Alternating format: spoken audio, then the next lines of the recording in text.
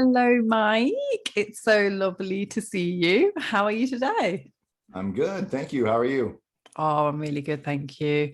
And I'm really Wait, you're excited. really good and I'm just good. Let me one up you. I'm doing It's good. amazingly fantastic. I'm just kidding. Competition, here we come. Yeah, it's already on. Let's bring it. What do you got? I know.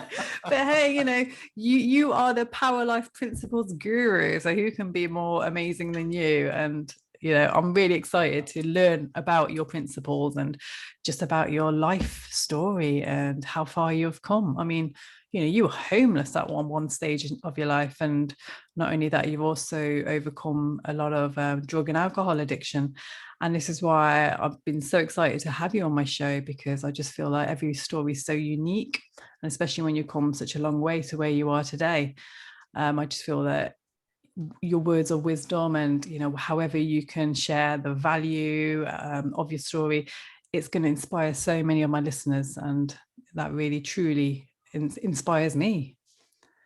So That's what thank you it's very much. about. Yeah, that's what it's about. That's what this whole space is supposed to be about, is empowering people, helping them get out of the darkness that we all get lost in from time to time. And Yeah. it just takes one pixel of light for someone to see, and they can kind of home in on that and focus on that and move Yeah. towards it, and their life starts to expand. But Wow. everybody gets trapped in the darkness at some point in time. Well, not We everybody, do. most people do. I wouldn't say everybody. I know Yeah. people who haven't, but a It lot of us do. is. It is. It is. And I'm a firm believer of the fact that, your life transforms once you hit rock bottom. That's the point, that your life, if you make that decision saying, no more, then you can actually turn your life around. But, you need to understand how to get to where you want to be in life. And that's why I think personal development is so important for everybody. So, Yeah, yeah. hitting rock bottom. There's no place else to go.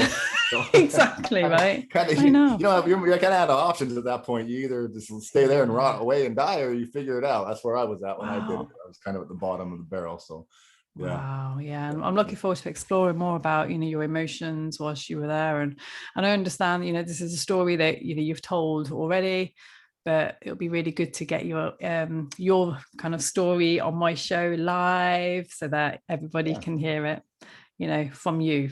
So yeah, when you're ready, Mike, let's You begin. want me to rip into it right now? Okay. So I'm not going to go into the full blown thing because that'll take a ton of time, but Yeah. I'll kind of sum it up. So uh, where I started was really the lowest point a human being can be.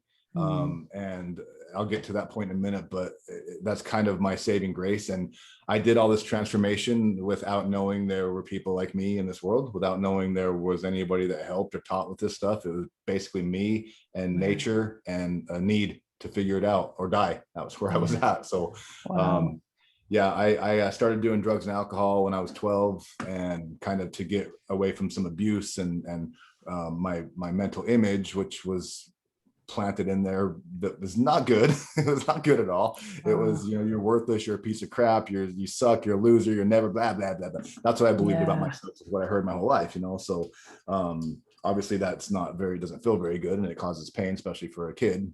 Mm. And so I found drugs and alcohol, and they worked magically. I mean, it was magic. Yeah. Instant, mate. Yeah, like no more pain, no more inhibitions. I feel like somebody. This is amazing. This stuff is For the magic juice. I'm world. going to keep doing this. Yeah, because I, it I worked. I know that feeling. I've been there, done that. Yeah, and it worked until it didn't. And that point always comes around, when whatever it is that you're using to bypass or escape your pain in life ultimately Yeah. stops working at some point, no matter what it is, if it's food or sex or whatever addiction it might be.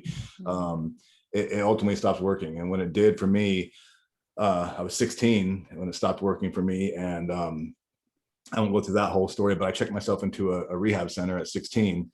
And Wow. it was hard to even get there because I had to basically manipulate my parents to get me to go to Yeah. rehab. That's young, Um, right? 16. yeah, 16. Yeah. It was Wow. a court ordered adult rehab center. It's the only one where I lived. And they said, Okay. you can come here. There's a bed, but it's for people that have either gotten out of prison. They are mandated by the court to come here, or they're going here to not go to prison and they're going to hate your guts. I'm like, I don't care, man. Just give me a bed. So I went to rehab and I did the 21 days and went through that whole process and got cleaned up and got off the drugs and alcohol.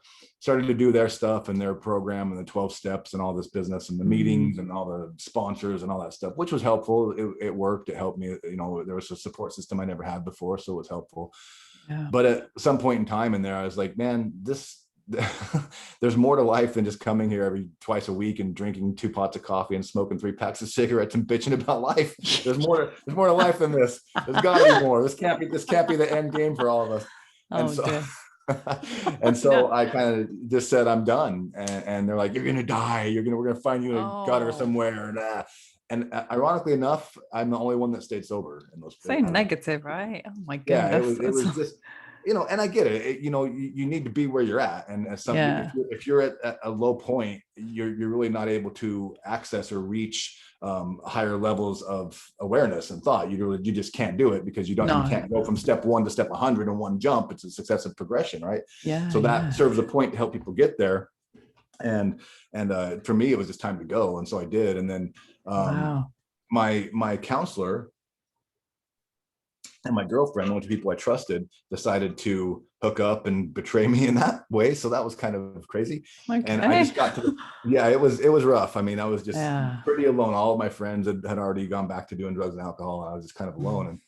And couple that with the mindset I had about what I was and how bad I sucked and living in poverty and just, it was just a perfect storm of everything that we don't want in life. Yeah. And it took its toll, you know, and I was 18.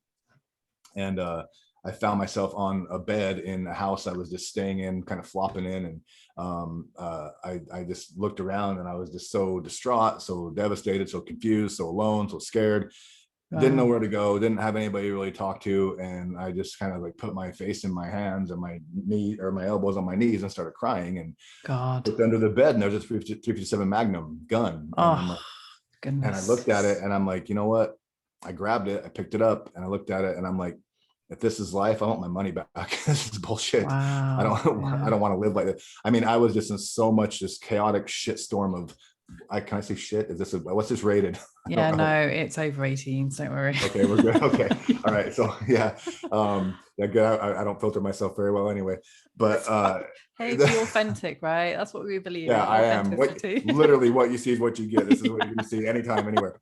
So I pick up this gun and I'm like, I just got this shitstorm of chaotic confusion, emotional stuff, mental. I mean, I didn't know which way was up or down, whatever. I was so lost and so confused, never felt so scared or so alone in my life. And I pulled the hammer back of the gun and I put it in my mouth. And, you know, I'm shaking and I'm crying and there's snot leaking out my nose and I'm just a mess. And I'm sitting on this bed with this gun in my mouth. And, you know, it's rattling around, hitting my teeth and it tastes like gunpowder. And I'm just like, man, I don't know what to do. I don't know what to do. And it got so this is a state of mind I was in while I had a loaded 357 Magnum in my mouth. I thought if I pull this trigger, I'm gonna have to someone's gonna have to clean up my brains off the back of this wall. And I'm like, you are a piece of shit. Your dad was right. That's my mindset when I'm sitting there with this gun. I mean, it was just awful. Low, Mike. That's so low. How old were you at this time? 18. I was 18. Oh my goodness, you were a child still. Yeah. I mean, I look back now and I'm like, as a child, but then I thought I was a big grown-up man. But so I'm holding this gun in my mouth and I'm looking at the door and I'm like, just somebody come in here, you know, someone please come in here and tell me it'll be okay. Just tell me something. I don't care who it is. I don't care if it's a strung out crackhead. I don't care if it's some weird like cult member leader. I don't care who it is. Come in here and tell me it'll be okay. If anybody, I was so at a point that was so low, as low as point a human being can be. You know, but no one did. And I'm sitting there squeezing this trigger really lightly. And I'm like, I don't know if I'm going to do this. I'm not sure if I even have the guts to do this. Do I want to do this? And so much is rattling off in my head. And I'm squeezing the trigger really gently and my eyes are just clenched tight and I'm crying and I'm snot. It's just a mess. Yeah. And I pull it and the hammer drops on the gun and I open my eyes real big and I pull the gun out and I'm like, what the hell happened? Am I dead? Yeah. Am I dead? I don't know. Whoa. I've never been dead before. I don't know being dead. Maybe this is dead. I don't know. Yeah. And I feel my head and I'm like, everything seems intact. And the primer on the bullet was defective and didn't fire. Wow. So I threw the gun, scurried away from it. And then funny enough, I think this is hilarious. I don't know why, but I scurried away from the gun and I hit my head on the wall because I was moving away from it so fast. I'm like, now my head hurts. So I'm like, Oh my I goodness. didn't blow my head off, but now it hurts. And so Yeah. and I was just trembling out of control. I couldn't hardly breathe. I couldn't move. I mean, just an overload of adrenaline, of everything you could think of just is flooding through my body. My systems were in complete shock and overload. And I was just trembling so bad I could barely breathe. And when I got enough calmness to stand up, I stood up and I left the house and started walking outside.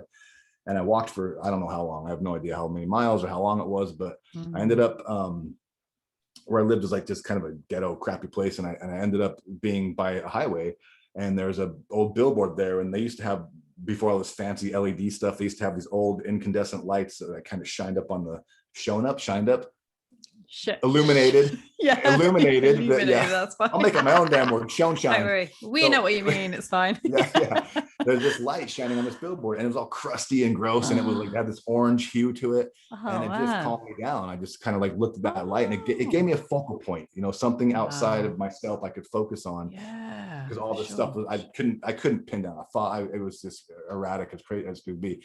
So I'd see this light, and it kind of gave me a focal point, and I just calmed down enough, and I looked up to this light, calmed down, I stopped, I looked around the world, and I said to myself, I'm like, everything you want in this life exists.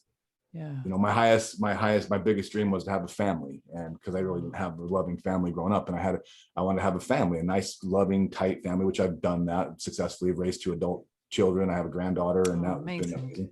Yeah. And people have money, people have toys, people have success, people have confidence, people have significance, they have friendships, and there's trust. All these beautiful things in life are out there. Yeah. So if they're out there, why can't you have them? I'm like, were you dealt a bad hand, or what is it? And I'm like, you know what? I don't care. And I literally took a step to the side, a physical step, looked over at this echo of that man, and I said, you just killed the man that pulled the trigger of that gun and gave birth to this man.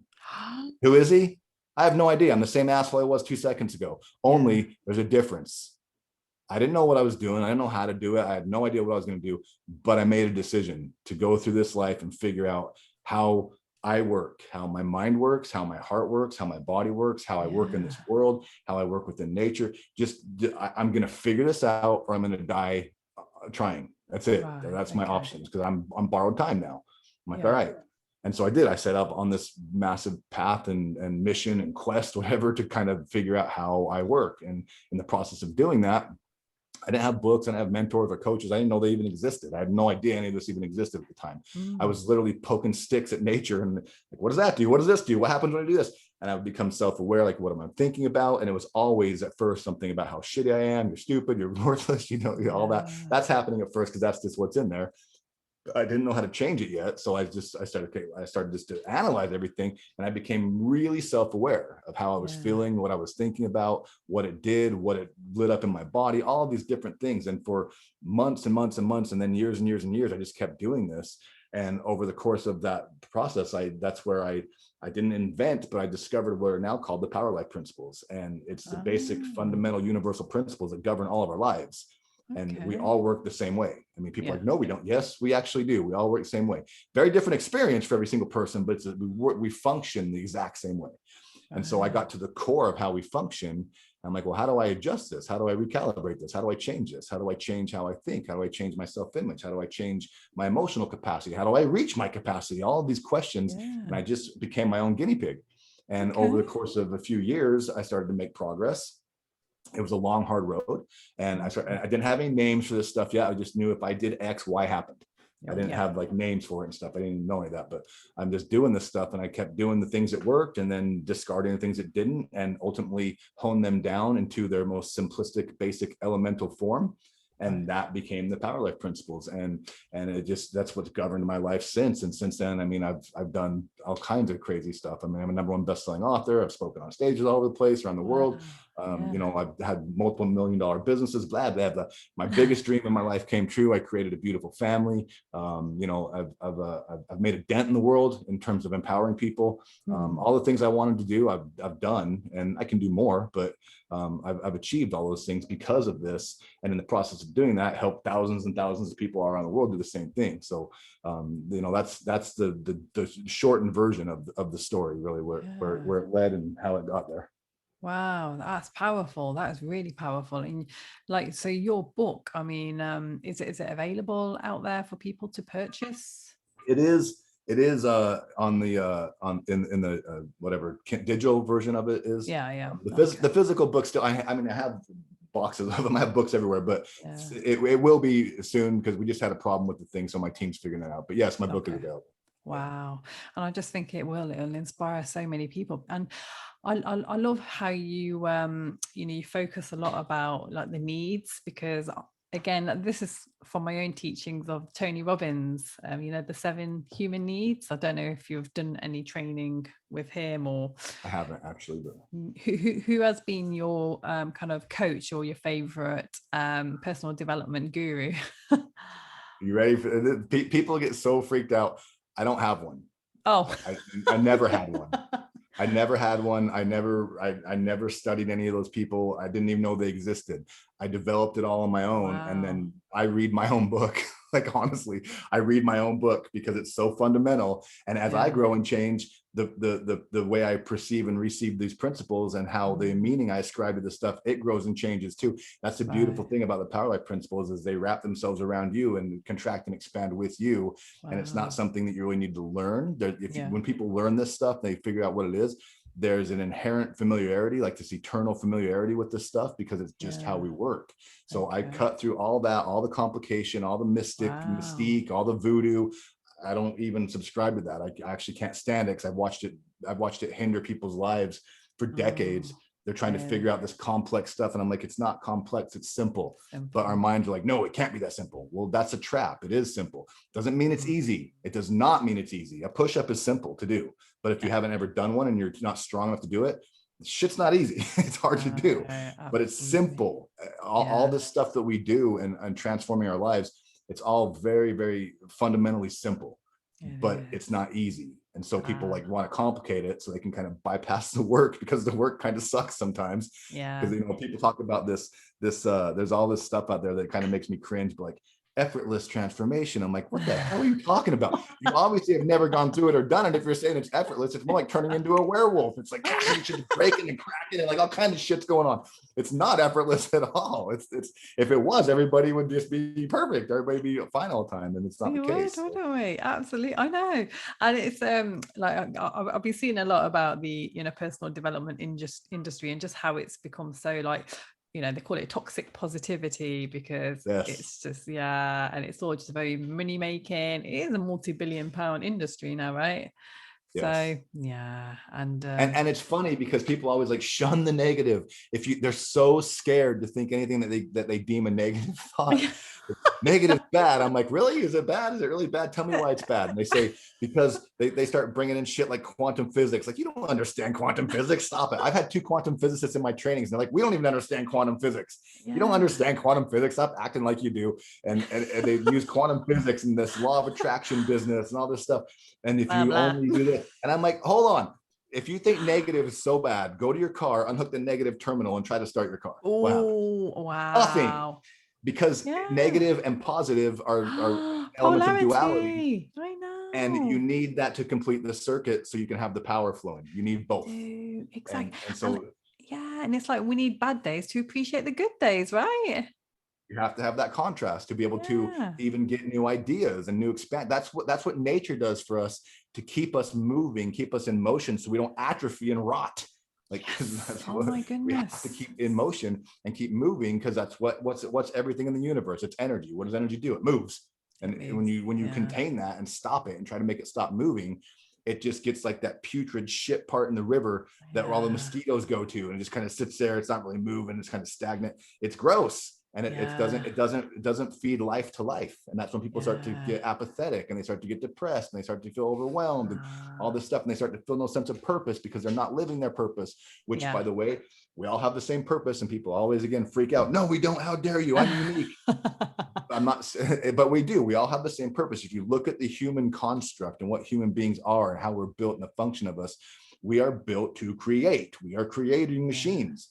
What you create completely unique and individual to yourself. But when you're in creation mode, You can't be depressed, can't be apathetic. It's not possible. You can get frustrated trying to figure out problems and stuff, but you can't be on that far end of the spectrum of emotional energy to where you are kind of like buried in this sludge that you can't move anymore. Wow. You can't be there. So the answer to that start to create, like, well, how do I create it if I don't care? That's a whole different conversation. We can fix that, and we can remedy that. But the whole idea here is that the like principle 2 is it's about duality. It's about that completing that circuit, because that's where your power comes from. And if you look, I mean, if you're listening to this, you can't see it, but if you're watching it, my little water cup says you are the power. Because it's not, people always say you have the power. I'm like, you don't have the power. You are the damn power. You create everything. It's all coming through you. You're ascribing to me. We live in this ambient energy that feeds life to us. All we are is like animated earth. We're like carbon and water and dirt and mud, whatever the hell we are. But then what makes this thing come alive? It's this energy, the soul, the spirit, whatever you want to call it. And we live in that energy that feeds life to that thing. And so there's enough energy in a cubic meter of the stuff we live in to boil all the earth's oceans. That's the shit you have access to. That's what's creating your life. That's how much energy you have access to, but you're the power, because all that stuff comes into you, into your mental energy system that creates your life. And you start making it mean shit. You start making you ascribe meaning to it, create visions and constructs, all this stuff. You're doing that. And then like people give, and then you feel how you feel about that. And then based on those two things, you take actions accordingly. And that's what produces results in your life that you have to live in every day, or you get to live in every day. You're the one that you choose to. And people give so much credence to all the tools. The tools are useful, like all these things like tapping and releasing and meditation and all this stuff. I do none of that. I do none of it. Don't you? I was going to ask you actually. Reiki healing. Nope, I do none of it. I mean, wow. I have the ability. I mean, I can get into the energy stuff, like it's just as weird as anybody else can, but because I have the ability to do that, but I don't actively do it and give it credence, because I understand something that is very empowering, scary for a lot of people, but it's very empowering. Tools aren't the power. Tools don't really do anything except for augment your effort and your energy. I've never seen a saw jump up and cut a piece of wood. It's a human being holding a saw, cutting the wood. So when you meditate, I mean, that's a natural function of human life anyway, that people naturally do. They don't even know when they do it sometimes, but people get so caught up in their heads and all this stuff, and they can't really connect that circuit to their heart and then their body. This whole energy triad thing I teach. But the meditation stuff, where is that coming from? It's you controlling the volume knob or the valve of how much you let in, how much you don't. It's still you doing it all. All of this stuff, these tools, they definitely can help aid and augment your progress and help you with mental health and help you with, say, like not letting emotions rule your life all the time. They can help in so many ways, but you can't give the credence to them as if they are the reason that you are a badass, because they're not. They're helping hone and focus your energy in ways that you can use it to empower and enhance your own life. So it's very important to understand that you are the power, not anything outside of you, not these tools. It's all going through you. Without you, none of this stuff matters or exists anyway. It doesn't even matter. Wow, I love that. Yeah. And it is, and we've done a lot about, just especially those in abusive relationships where, they lose their control and their self-power, they lose it. And that's why they get abused and, they get manipulated. And, I know there's a lot of work and a lot of healing techniques out there to regain that power and control. So I don't know, what's your views on that? Because you said you don't really do much healing work yourself. I don't do it myself, but I don't knock it in the sense of its value and its usefulness for people. Yeah. I just found the way that I transformed my life and the way I did this stuff, I just don't need it. I didn't need it. If I did, I might use it, but I don't need it. So to me, it's like slowing me down. I'm like, what am I doing? I can just do this just fast. Boom, boom, boom, boom. Fly right through it. But there's people that, but also understand I have 30 plus years experience of doing this. So, I mean, I've been doing it for a long, long time. So it's just automatic. It's not some new way I'm figuring out or some new way of thinking. It's just the way of thinking for me. So, but when people are going through these processes, absolutely, those tools will support you. They act as like scaffolding to help you have some stability while you're rebuilding parts of you inside of you. They act as a support, as an augmentation, not the actual power. Like when you put scaffolding up and you build a building, the scaffolding's torn down when it's done and you have this beautiful building. It's like scaffolding around your heart, or around your mind, around your mentality, around your mindset, around your emotional capacity. And then once you get that rebuilt enough, because you're able to do that with the help and augmentation, you rip the damn scaffolding down. But so many people get caught in this trap of keeping it as a crutch they think they need, but they don't need it at some point in time. And that's the biggest thing. It's like, there's a point in time when those tools have done their job, and you've used them correctly, and you are now at a place where you can take off the training wheels off the bike and ride it. You might fall, and it's a little scary. It's a little scary. It is. It's like, I mean, I don't give a shit who you are. I don't care if people say like you're some enigmatic guru guy. Yeah. Everything's perfect all the time. No, it's not. I coach you. I'm one of your mentors. I know it's not perfect all the time. Stop lying to people. But, it's like, you know, get to that point. It's scary for all of us, because, you know, when you fall, you're probably going to get hurt, but people don't realize like that's part of the process too. That's how you find balance. It's how you create harmony. All of this stuff has function and usefulness, and people start thinking, the problem is they think that they're broken. They think that they're not working right. They think that they shouldn't have these problems and challenges. No, you need those things. They're like, you know, not being upset with this and judging yourself for having some sort of like challenges is literally like going into the gym and going, I'm mad at these weights because they're heavy. They're supposed to be heavy. It's that resistance that, you know, too much will hurt you, too little won't help you, but you find the right amount where your strength can handle it, and just enough where it's a little bit more than you can, that's easy, and you build strengths over time. That's what these adversity and these challenges and these problems are, that's their function, to set your bar. And here's the beautiful thing, you're the one that sets it, whether you know it or not. You're not going to set it so high that you can't reach it. You don't make mistakes. You don't make errors. Nature doesn't make errors with this process. If you have a thought, you have a feeling, that's valid. It's your job to figure out what the hell to do with it. Like, and that comes back down to focus. Like, what do you want? What are you focused on? What's highest energy wins? Principle 1. What is that thing? What is your target?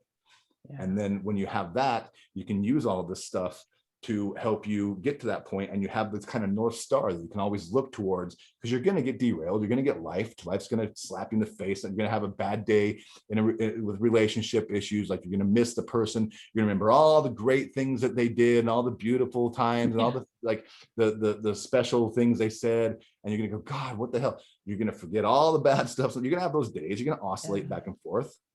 And when you're doing that, you have this North Star to look at, like this target of what you want. You're always going to be able to correct and continue and keep focused on where you want to go, what you want to build, and what you want to have. By having that, there's only one possible inevitable outcome, and it's getting more of that thing. So what was that one thing that it took you to change your life around? The gun. Wow. The gun. I mean, it was also the mindset, wasn't it? That you had a shift in your mindset or your soul. Oh, completely. Yeah. I mean, before that, I hadn't experienced some spiritual type of thing before, when I checked myself into rehab, and that's what got me to rehab. But then after that, it was like, I've done all the things the guru people told me to do, the experts, I followed all their advice. This is bullshit. It's not working. Like, this is bullshit. Like, I got mad. I'm like, this is horseshit. I've done everything diligently for 2+ years. What the hell kind of horseshit have you guys been feeding me? It helped to get me off drugs. Yes. But that's all it helped me do.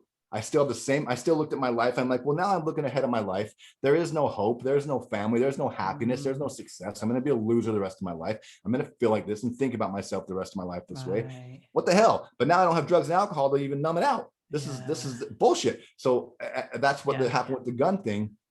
And at that point, I just made it's a power life principle also about decisions. No one ever teaches us how to make decisions. It's just like, they don't, do they? They decide for us. Here's what you want. Here's what you can have. Here's your options, A, B, or C. What if I want something completely different? We're literally like conditioned to not make decisions. So people aren't really that good at it. True. Yeah. And so I made a decision that day. I took that step, and I'm like, I don't care what it takes. I don't care if I die in this process. I'm going to figure this out. And that was my North Star. That was my one thing I focused on. That's what that was it. And to this day, that's still my probably primary one. And for the listeners out there, that's actually principle 7. Only decisions change lives. Yes, exactly. I love that one. Yeah, I love that. And again, that's one of my principles I talk about in my book, which is, you know, it just takes that one decision to change your life, right? And it's not even just about deciding something. You have to really believe it, right? And I know that your principle 6 is on about awareness, creating possibility, and it's having that awareness about a decision that you're going to make. You have to, in a way, I don't know if you believe in manifestation, but in a way, I feel that that awareness does kind of manifest it. You know what? You are the only person I've ever talked to that actually just nailed that. Right. Manifestation, that word's so bastardized in the self-help dogma. Yeah. It doesn't mean what people think it means. I absolutely believe in it because it's real. But manifesting literally means to make aware to the senses, especially sight. Yeah. Because here's the thing: expanded awareness is what activates manifestation. Manifestation is nothing more than becoming aware of shit that's already here anyway. Because it's already here. People are like, no, it's not. Yes, it is. That computer you're looking at or listening to, or your iPods or your earpods or your phone or whatever, that stuff used to be like in a mountain somewhere. Yeah. It used to be part of the earth. Everything that we have is already here. It's like there's nothing that's going to be delivered from this magical being in the sky, the universe. It's already all delivered. Like if there's this entity universe that people talk about, that's that thing, that guy, that girl is sitting in a hammock on a beach sipping pineapple juice out of a coconut, going, I gave you guys all the shit and the faculties to do it. Go do it. That's your game. It's your world. Go live. Go create. Go do what you're meant to do. And so a manifestation is just an expanded awareness. That's it. That's all it is. And it's funny, isn't it, when people see successful entrepreneurs who, millionaires, whatever, and they're like, oh yeah, he just got lucky. Did he get lucky? No. I know many of those people are my friends, and it's not luck. It's not luck. It's hard work, right? Hard work. And I mean, there's a little bit of like kind of fabricated luck that you kind of create, but it's luck through like hard work and dedication, and they forget the sacrifices that they've had to make to get there. Oh my goodness, it's a tough journey. It's a tough journey, but I can just feel your energy. You're just full of energy, full of beans. What is it? What motivates you to get out of bed every morning? I get tired of laying in bed. That's funny. I have a bit of a vision and mission that I kind of put on hold while I raised my family, and my family's raised now, so I'm going back into that now and doing that. And I think there's a lot of people that I know there's a lot of people who are lost in the darkness and kind of need some guidance and need some mentorship. I'm not a coach, I'm a mentor. They're different things, but it's that's part of it. Part of it is that I've created such a powerful routine. I have something I teach called the energy triad system, and it goes in different ways. But like what gets me out of bed in the morning, every morning, literally what gets me out of bed is my excitement to go to the gym. Like that's it. Okay. Like I got to go to the gym. I'm doing this body part today. But it's just such an ingrained habit into me that I like don't even think. I'll be at the gym for 30 minutes. Like I don't remember coming here. What the hell happened? And so to me, what gets me out of bed is my routine I've created, which took a long time to get to that point. A lot of work, a lot of consistency. But what motivates me to do what I do is the same thing I think that motivates birds to fly. It's because they have wings. Like this is just what I am. It's just, I've always been this. I've always been that guy for people. I'm able to simplify super complex stuff where I'm like, no, man, but duct tape and bubble gum and a dung beetle. That's the answer. Wow. People are like, oh my God, and it changes their life. And I'm like, I have no idea where the hell that came from, but I break it down. I speak in analogies, and it's just, that's just who I am and what I am. And I know, there's people that have, they're alive because of this still, and not just alive, they're thriving in life. There's people who have been on the verge of suicide, alcoholism, who have turned their lives around, and they created their freedom through multi-million, not multi-million, but multiple businesses doing a million each. I've got people that their dreams come true. Like I know one of my people in my group. She was an aspiring musician, and she's a beautiful girl. She's such a bright, shiny girl. And she started doing her music and applying this stuff and applying the power principles and the processes. And within like a little over a year, I think, she had one of her songs on the radio. And she was so gleeful and jovial and happy. And that feeds me so much. I'm like, look at her go. Because to me, it's not about like, look how awesome I am. Look how awesome Mike Kemski is. Like, whatever. I'm just a dude doing the best I can in life like everybody else. I have my own life, my own problems, everything else. I just happen to have this experience and this wisdom I've garnered through this. But to me, it's always about, let's see how awesome you are. Let's see how awesome you can be. Let's see how great you can be. Because most people barely even tap into even just a little bit of that in themselves. And when they do, this is the ultimate end game for me. This is what gets me out of bed in the morning. This is the answer to that question. When they do, principle 11 gets activated, pass the torch. Wow. So when people start to illuminate their own lives, and they get some confidence, and they get a higher capacity for love, maybe, or for compassion, or for kindness, and they start to radiate that out into the world a little more, and emanate that out in the world a little more, just inherently by them being alive, it's impacting the world in a positive and empowering and uplifting way. And that kind of ripples around the globe, in a very minute, small way, but it does. And by doing that, by people making themselves as good as they can get and living their best lives for them, and I don't care if it's some like altruistic thing where I'm gonna go save the world. Yeah, good for you. No, you're not gonna save yourself. Or I'm just gonna save myself, whatever. It doesn't matter what their motivation is. The end result's the same. They start to emanate this powerful, uplifting, empowering energy. And by virtue of doing that, it literally, it's gonna sound a little corny, but it literally elevates humanity just a tiny bit at a time. Wow. And if we can continue to do that, then who knows where we can go, because I know we're not even anywhere near. We can do so much better. We can do so much better. Yeah, and it's like they say about our brain, the fact we're literally only using a small percentage of our brain, and how do we tap into that infinite potential of our own brain and mindset? I think we use all of it. I think we're just aware of a small part of it.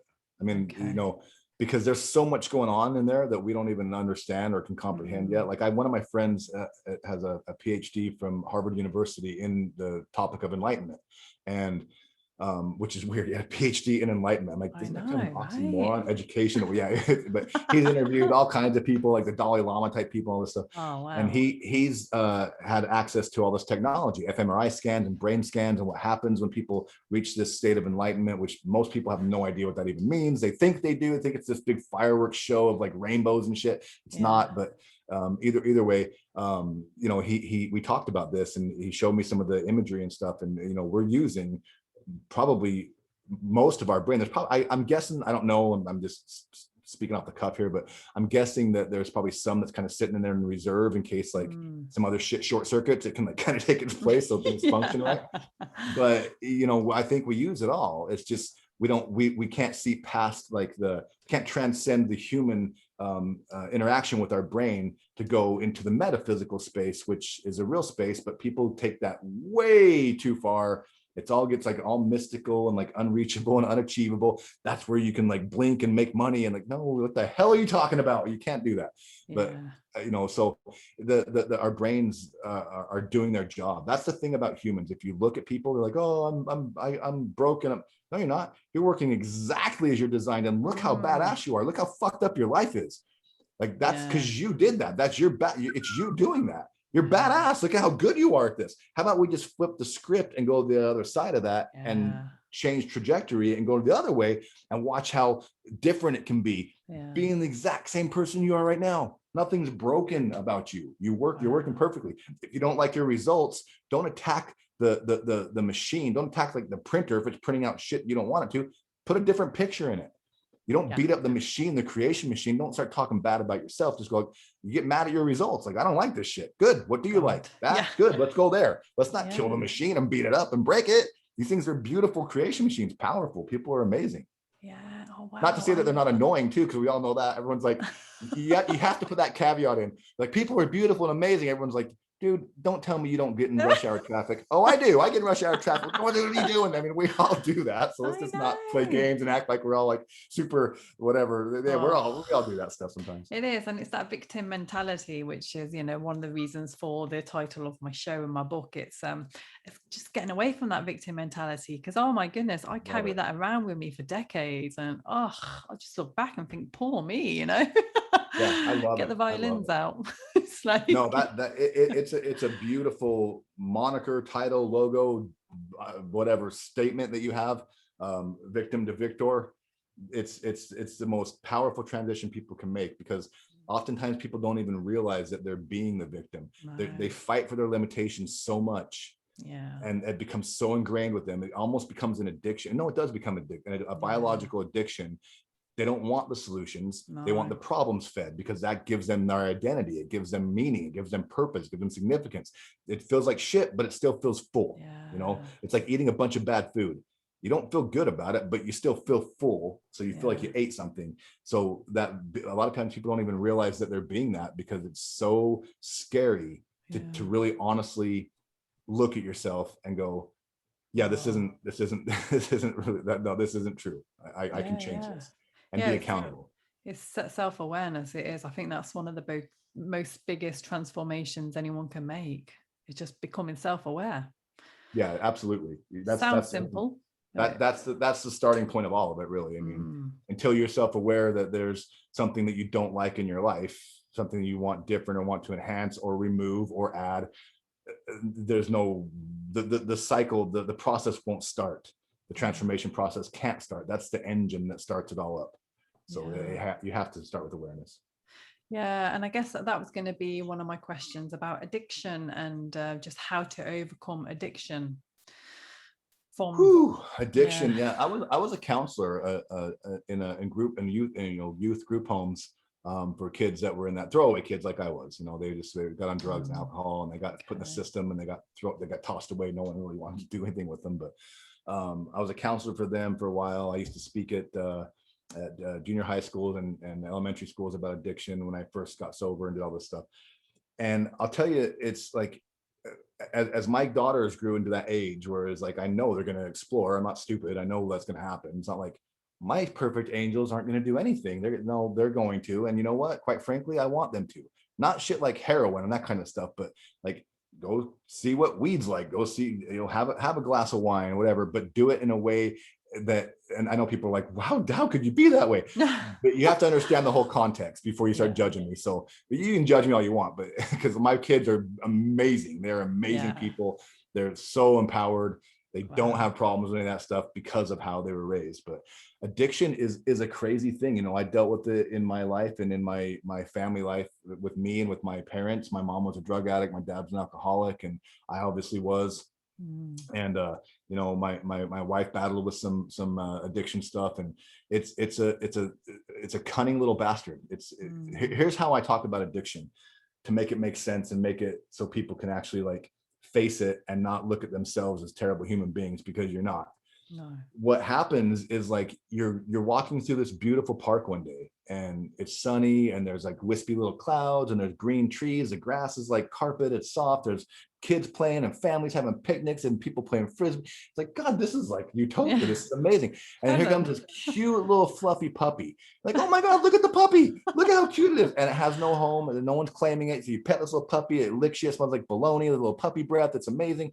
And you're just, wow, this is so cute. And you roll on the ground with it, and it's nice. And it's not my puppy. So you leave. And then you come back a couple days later, a week later, oh my God, the puppy's still here. And eventually what happens is you go see this puppy, and it's not threatening. It's not harmful. It actually brings joy to your life. It actually brings value to your life. It makes you feel good. It makes you feel love. It makes you feel unconditional love from it. It's great. It's not, there's nothing bad about it, right? No. And so, but what happens is you go, well, I'm taking this puppy home. You put it in your backpack, you go home, and then you kind of forget, it becomes a dog, and you kind of forget about it as we do. It's like not a cute little puppy anymore, but it's still your dog and whatever. So but you don't pay as much attention to it. And when that happens, the puppy is alcohol, is drugs, is sex, is food, is whatever. At first, it doesn't really hurt you. It actually kind of does it alleviates some pain from your life. It's doing what your intention in playing with or interacting with it is. Yeah.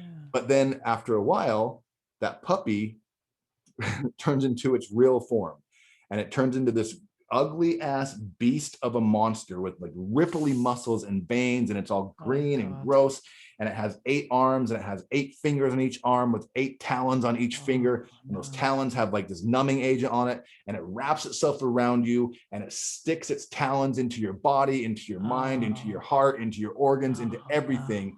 And now all of a sudden you have this addiction monster on you, and you can no longer do what you want to do because you're like, I'm going to go here. And it's like, no, you're not. And it pulls you, and it causes pain. So you end up going everywhere that it tells you to go, because there's alcohol, because there's sex, because there's drugs, because there's food, because there's all these things that feed that monster that needs to be fed. And it has control of you at that point. It's not, I don't care how strong you are. I have no idea how the hell I did this on my own when I did all this stuff, because it's almost impossible to do it alone.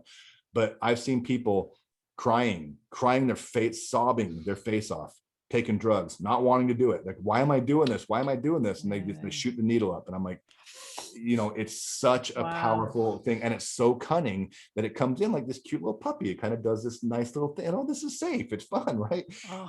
And so then it wraps itself around, and then people like get to this point where like they're completely controlled by this thing, because if you don't do what it tells you to do, it causes so much agony, mentally, emotionally, physically. It literally causes all this agony. You can't see it, but it's there. And the only way, and this sucks for people to hear sometimes, the only way to defeat that is to starve the monster. That's it. And when you starve that monster, that son of a bitch is going to try everything. It's going to cause so much pain when you're in the process of starving it, that you're going to almost like sell your soul to feed that thing something, but it's only temporary. But you starve that monster, and over time it starts to atrophy, and it gets weak, and it loses its grip. And then one day it kind of just falls off. And you look back and you go, oh my God, that thing was on me. And you feel this sense of freedom. You're like, I can go left if I want to go left. I can go right. I can do what I want. I'm no longer controlled by this thing. Now the addiction monster is laying there dead, but it doesn't mean that it won't ever get you again. You got to be careful, but that you have to starve it, which just basically means stop feeding an alcoholic alcohol, stop feeding a drug addict drugs. And yes, there are many nuances to this, and there's therapy, there's things that can help people, but that's the premise of what people experience with addiction from what I've seen in my 30 plus years of working with this. And it makes you realize that kind of like, you know, it's not me. I'm not a bad person. There's literally, I made the choice to get the puppy, yes, but it was a puppy at first. It wasn't this awful monster. I didn't go to get the shittiest thing you could possibly find and let that into my life. Nobody does that. Nobody does that. People like, they're in pain or they're doing something, and it just evolves into that.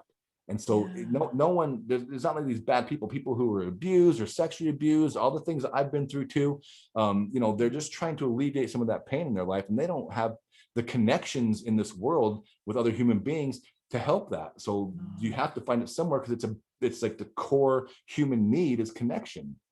When you don't have that, you're in so much just agonizing pain in every way possible, that you're gonna find something, because you can't live in that state, because what kicks in at that point is our most basic primal mechanism of survival.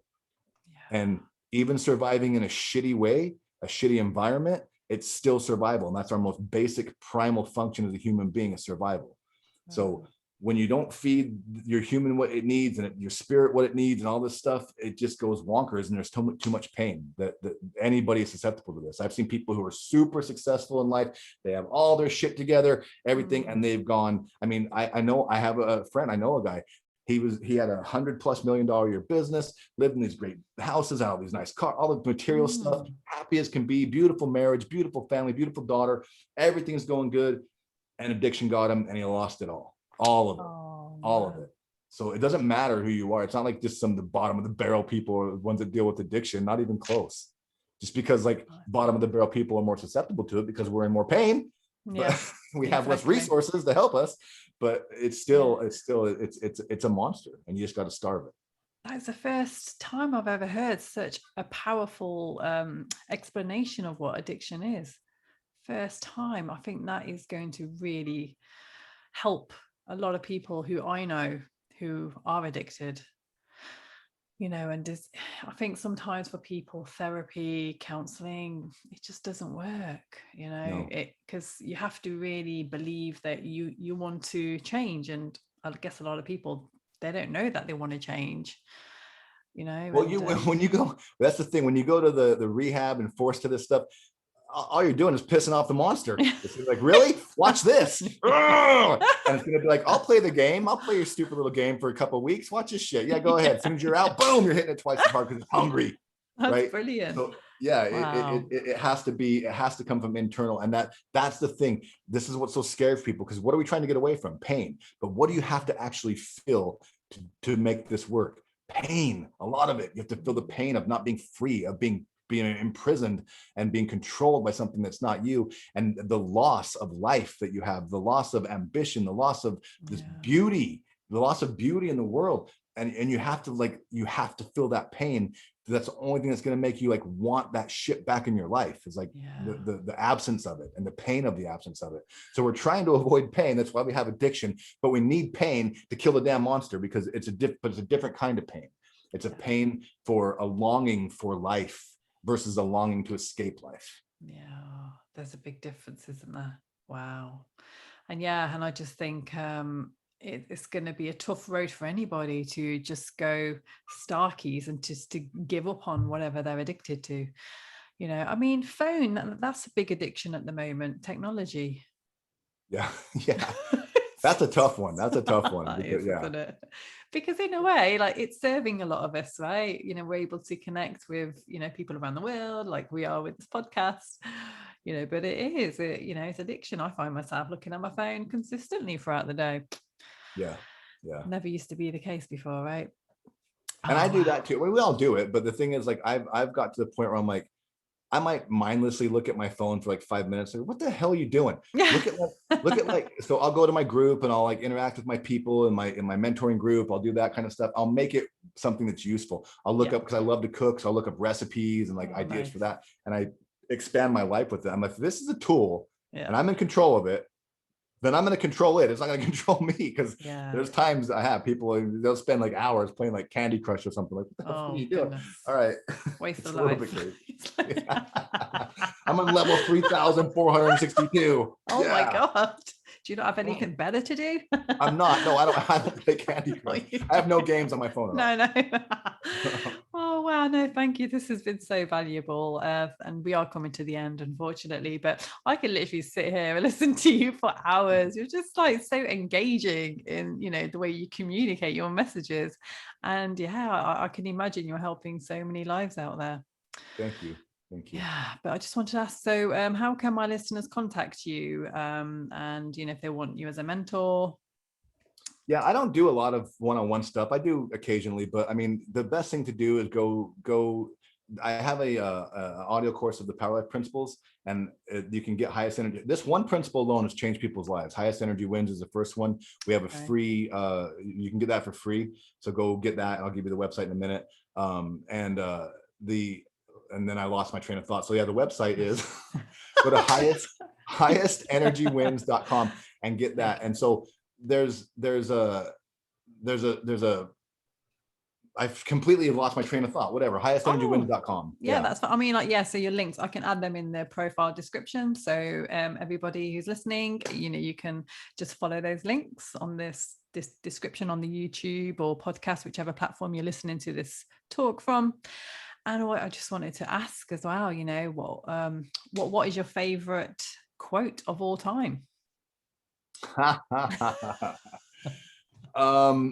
Again, it might sound a little arrogant, but it's mine. There's a couple of them. Yeah. There's a couple of them.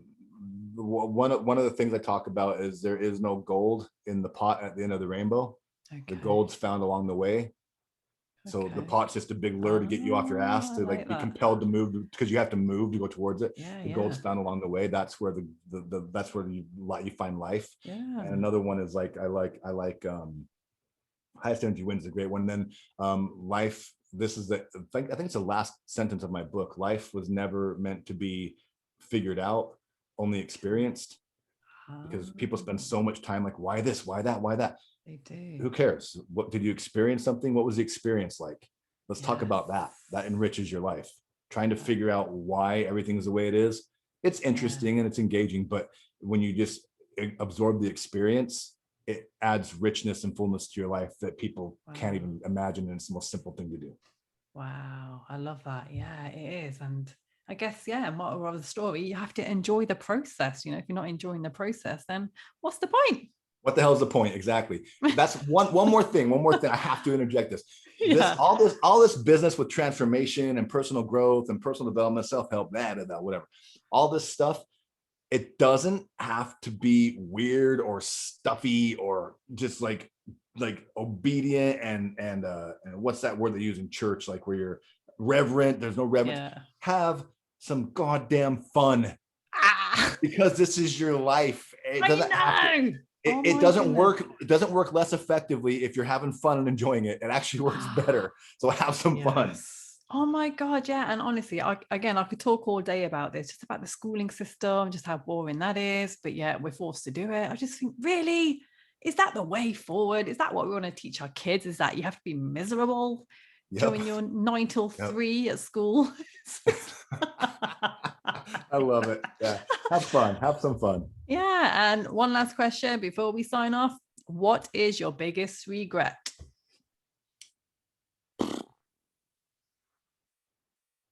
Man, you got to ask these hard ones. I don't, okay. Now it's going to be a long answer. Sorry. It's all right. When my dad was 53, he got pancreatic cancer and they gave him like 3 months to live. He lived 10. So he died 3 days after his 54th birthday. And I went to see him. We were going to pick up my daughter from California. We were driving out there, me and my wife. And I went to see him the day before he died, and he was just a mess. I mean, his skull was just like, it was like a skull with some skin painted on it. It was just a mess, real skinny arms, but his belly was so huge. It was starting to split open. His calves were splitting open. We knew he was on the end, you know. He even the doctor said, like, if he doesn't die, he's gonna explode. It was just so much cancer and retaining. It was awful. And my dad he didn't win Dad of the Year award. It was a bad situation. He was terrible for a long time, abusive, drunk, and whatever. Yeah. But I went to see him, and we were leaving, and I knew it was the last time I'd see him. And I looked at him and I said, Dad, you did the best you could, and you got to let go, man. You got to let go. He looked at me and he started crying, and he goes, he shook his head, and he's like, Mike, I had a gold mine with you, and I pissed it all away. Wow. And he's crying now. I'm crying, and we're both crying. And he's like, I want to see you become a better man than me. You already have. I want to see you build your family. I want to sneak my grandkids a piece of candy. I want to tell you all the things I should have done. I want to do all the things I promised you I would and never did. And he's going on and on and on about all the shit that he regret. This whole like monologue of like 20 minutes of just nothing but regrets in his life. Oh, wow. And he goes, and now I can't. Now I can't. I don't have any time to do it. And I said, Dad, listen to me. You did the best you could with what you had. And look at me. I'm fine. Yeah. I'm better than fine. I'm like, I'm going to be okay. Everything's going to be good in my life, you know, and like, it's time to let go. We're crying. He looked at me and he's like, I love you and I'm proud of you. I'm sorry I never told you this. And I'm like, it's okay. So now I'm going to start crying right now. And I'm like, it's okay. I gave him a hug and I left. He died the next day. And that was the greatest gift he ever gave me, because I looked at a man, not just a man, but my dad, die with nothing but regret in their heart. Not for the things they did in life, but for the things that they didn't do that they wish they could have now. And I'm like, fuck that. I am not living like that. So I don't really have a ton of regrets, because I'm like, I'm going to do it, because I'm not going to die like that. I'm not going to die full of regrets. So I don't have a lot of regrets in life, if any. My biggest one was probably that I was mean to people I shouldn't have been mean to back when I was a kid and on drugs and shit. I'm not really happy about that. And some of the things I did in that time of my life, but it all served a purpose to shape me into what I am. And it all gave me something that ended up helping hundreds of thousands of people throughout the world, you know, and the ripple effect goes into more than that. So regrets are something that I don't think any of us should really have, because that's because none of us are making it out alive. And at the end of the road, if that's what you're left with, that's a waste of a human life. It really is. It really is. And yeah, you hit the nail on the head there. Basically, we shouldn't be having any regrets. Just go for gold. Go and fail. Go and make mistakes. Get rejected. Yeah, and if you have fun, mistakes are fun too. Yeah, see how that works, right? Yeah. Oh, I love that. So thank you so much. And you know, you've just been so authentic all the way, and I really appreciate you sharing such a sensitive but yet inspiring story with us. You know, you're awesome. And I really do see you going places with this.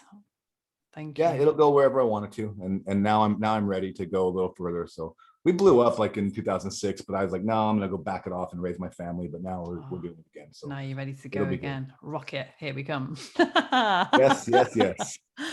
Oh, wow. So on that note, we will have to end, guys. And thank you so much for listening. And, you know, it's been an absolute honor to serve again today and to have Mike Kemski on my show. And please do go ahead on his social media, go follow him, go check out his book, The Power of Life Principles, which I know you will all benefit from, because just from reading the principles, I'm already inspired. And, you know, it's all about power, you know, just having that inner power, because we are all power and it's time to utilize it. Let's just go and have fun, guys. Come on, let's live. Yes. So yeah, thank you so much, and God bless, and I'll see you in the next episode. Ciao.